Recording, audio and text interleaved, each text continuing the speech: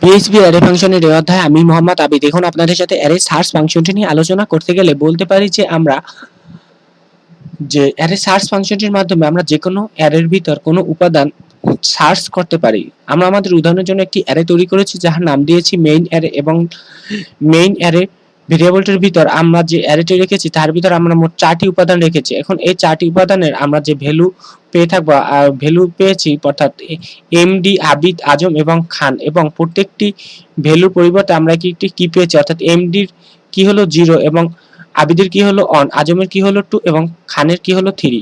এখন আমরা array search ফাংশনটির ভিতর আমরা যে লেখাটি খুঁজবো আমরা প্রথমে সেটি লিখবো। অর্থাৎ ধরুন আমি জানতে চাই যে আমাদের অ্যারের ভিতর আবিদ নামে কোনো ভ্যালু আছে কিনা, এবং ইহা লেখার পরে আমরা কোন অ্যারের ভিতর খুঁজবো সেটির নাম লিখবো। অর্থাৎ আমরা মেইন ভেরিয়েবল মেইন অ্যারেটির ভিতর আমরা আমাদের আবিদ লেখাটি সার্চ করব। এখন যদি আমি আবিদ লেখাটি সার্চ করি তাহলে আমার ব্রাউজারে অন লেখাটির প্রিভিউ পাবো, কারণ আমরা জানি যে আবিদ ভ্যালুটি কি হলো অন।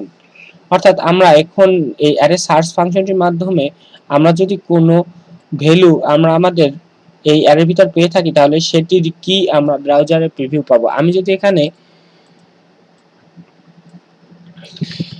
খান লিখতাম তাহলে আমরা 3 লেখাটির প্রিভিউ পেতাম। এখন আমি এখানে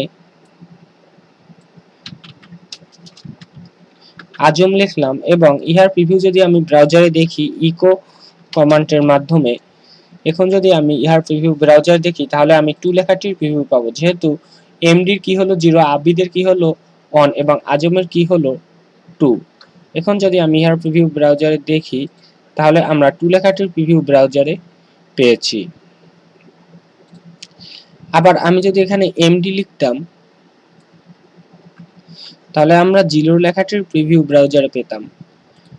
আবার আমি যদি এখানে এমন কিছু লিখতাম যাহা আমাদের এখানে নেই তাহলে আমরা ব্রাউজারে কিছু প্রিভিউ পেতাম না, অর্থাৎ কোনো কিছুই প্রিভিউ পেতাম না। আশা করি আপনারা আমার অ্যারে সার্চ অধ্যায়ের টিউটোরিয়ালটির বিষয়বস্তু বুঝতে পেরেছেন।